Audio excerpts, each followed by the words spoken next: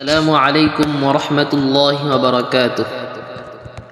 শহীদ শরীফ ওসমান হাদী এক সংগ্রামী জীবনের পূর্ণাঙ্গ গল্প।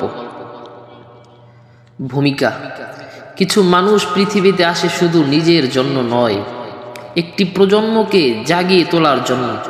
কিছু কণ্ঠ থাকে যেগুলো থেমে যাওয়ার পরও মানুষের হৃদয়ে প্রতিধ্বনি হয়ে বেঁচে থাকে। শহীদ শরীফ ওসমান হাদী ছিলেন তেমনি এক নাম। বাংলাদেশের রাজনৈতিক অঙ্গনে তিনি ছিলেন সাহসী উচ্চারণের প্রতীক। অন্যায়ের বিরুদ্ধে প্রতিবাদ, সাধারণ মানুষের অধিকারের কথা বলা এবং নিজের বিশ্বাসকে প্রকাশ করার কারণে তিনি খুব দ্রুত মানুষের হৃদয়ে জায়গা করে নেন। তার মৃত্যু শুধু একটি পরিবারের কান্না নয়, বরং বহু মানুষের কাছে একটি স্বপ্ন ভেঙে যাওয়ার মতো অনুভূতি। আজও অনেক তরুণ তার বক্তব্য শুনে আবেগাপ্লুত হয়, আবার অনেকে তার জীবন থেকে সাহস নেওয়ার চেষ্টা করে।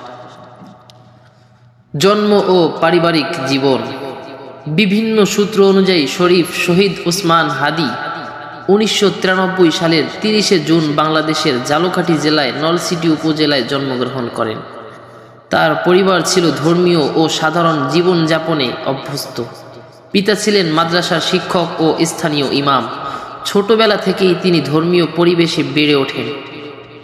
পরিবার তাকে শিখিয়েছিল সততা, সাহস এবং মানুষের পাশে দাঁড়ানোর শিক্ষা। শৈশব থেকেই তিনি ছিলেন স্পষ্টভাষী। অন্যায় দেখলে চুপ করে থাকতে পারতেন না কখনো। গ্রামের সাধারণ মানুষের কষ্ট, দারিদ্র্য এবং অবহেলা তার মনে গভীর প্রভাব ফেলেছিল। শিক্ষা জীবনের শুরু হয় স্থানীয় মাদ্রাসা ও বিদ্যালয়ে। ছোটবেলা থেকেই তিনি ছিলেন মেধাবী এবং বক্তৃতায় পারদর্শী। স্কুলের বিভিন্ন অনুষ্ঠানে বক্তৃতা দিলে শিক্ষক ও সহপাঠীরা মুগ্ধ হয়ে শুনতেন। ধীরে ধীরে তিনি ধর্মীয় শিক্ষা ও সাধারণ শিক্ষার সমন্বয়ে নিজের চিন্তার জগৎ গড়ে তোলেন। ইতিহাস, রাজনীতি এবং সমাজ ব্যবস্থা নিয়ে পড়াশোনা করতে ভালোবাসতেন। বন্ধুরা বলতেন, ওসমান হাদী শুধু বই পড়তেন না, বইয়ের ভেতরের চিন্তাগুলোকে নিজের জীবনের অংশ বানানোর চেষ্টা করতেন। তিনি বিশ্বাস করতেন শিক্ষা শুধু চাকরি পাওয়ার জন্য নয়, অন্যায় চিনতে শেখার জন্যও প্রয়োজন। ব্যক্তিত্ব ও চরিত্র: ওসমান হাদীর ব্যক্তিত্বের সবচেয়ে বড় দিক ছিল তার সাহসী ভাষা।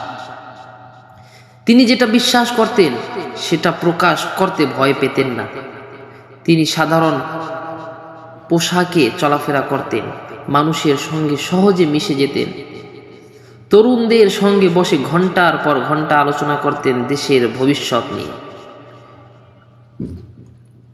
অনেকেই বলতেন তার চোখে ছিল এক ধরনের আগুন, যে আগুন অন্যায়ের বিরুদ্ধে প্রতিবাদের আগুন। রাজনৈতিক জীবনের গল্প শুরু: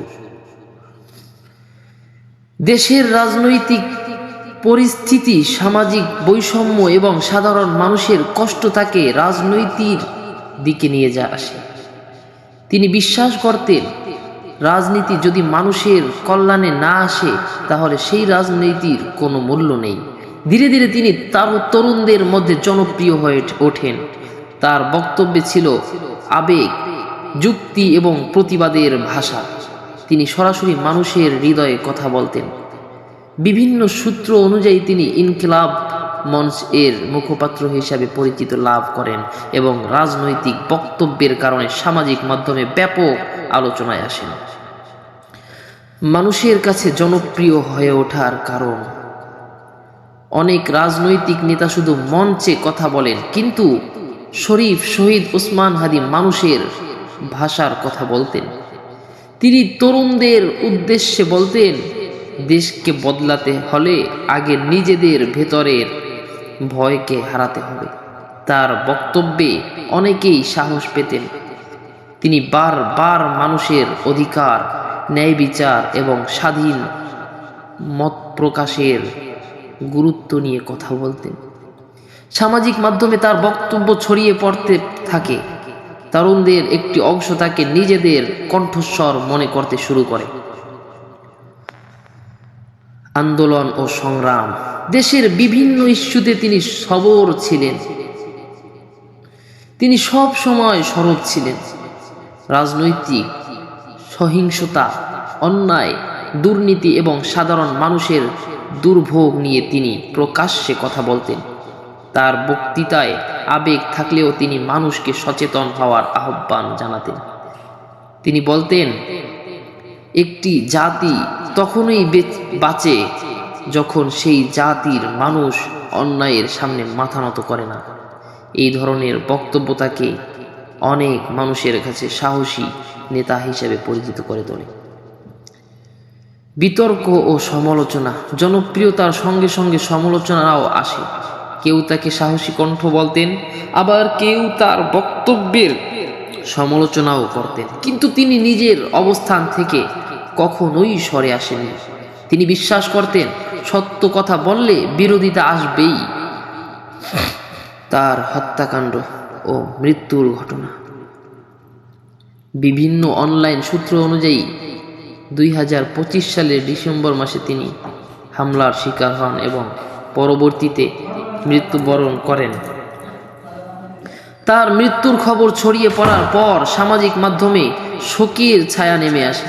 বহু মানুষ তার বক্তব্য, ছবি এবং স্মৃতিগুলো শেয়ার করতে থাকে।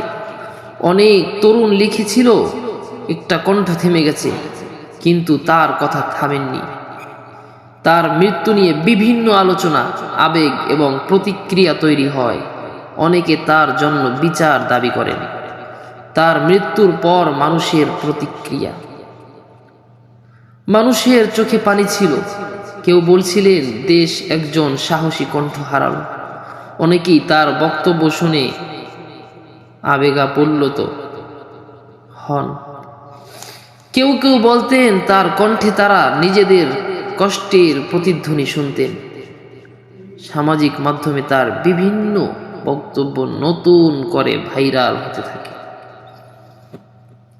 তার তরুণদের জন্য শিক্ষণীয় বিষয়, সত্য কথা বলার সাহস। তিনি দেখিয়েছেন নিজের বিশ্বাস প্রকাশ করার সাহস থাকতে হয়। মানুষের পাশে দাঁড়ানো। তিনি সাধারণ মানুষের কষ্ট নিয়ে কথা বলতেন। সচেতনতা। তিনি তরুণদের চিন্তা করতে শিখিয়েছেন দেশ, সমাজ এবং ন্যায় বিচার নিয়ে। আত্মসম্মান।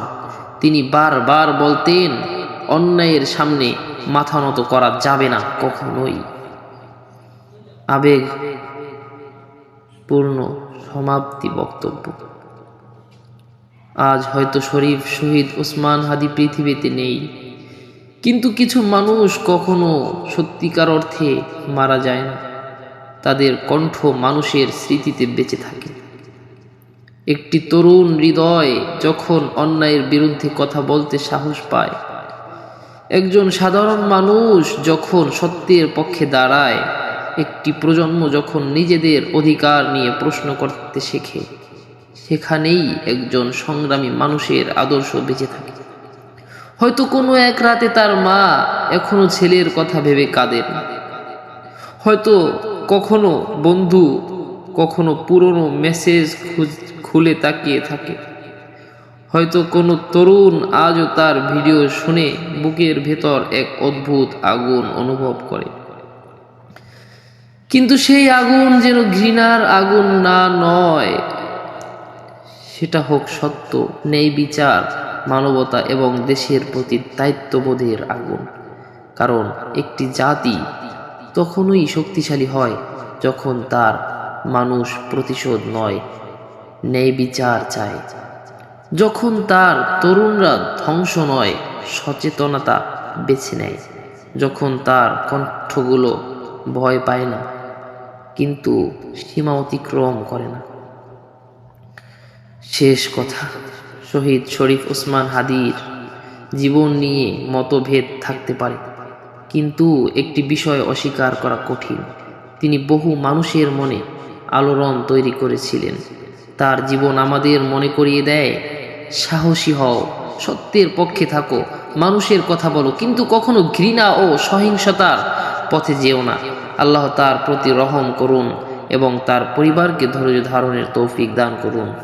এবং সর্বশেষ আমি যেটা জানাতে চাই, আপনাদেরকে মেসেজ দিতে চাই, সেটা হলো শহীদ শরীফ ওসমানকে যারা হত্যা করেছে, নির্মমভাবে যাকে মেরেছে, তাদের এখন পর্যন্ত আমাদের এই দেশে বিচার হয়নি। লক্ষ লক্ষ মানুষ তার বিচার চাচ্ছেন, অনেকভাবে তার বিচার চাওয়া হয়েছে, কিন্তু আজও পর্যন্ত এই বাংলার মাটিতে শহীদ শরীফ ওসমান হাদির বিচার হয়নি। সর্বদা দোয়া করি শহীদ শরীফ ওসমান হাদির মৃত্যুর হত্যাকাণ্ডের বিচার অতি দ্রুত হোক, সেই দোয়া করি। আপনারাও সকলে শহীদ শরীফ ওসমান হাদির জন্য দোয়া করবেন, যেন মহান রব্বুল আলামিন তাকে জান্নাতের উচ্চ মাকাম দান করেন এবং যারা তাকে হত্যা করেছে তাদের অতি দ্রুত বিচার হয়। এই বলে আজকের ভিডিও শেষ করছি।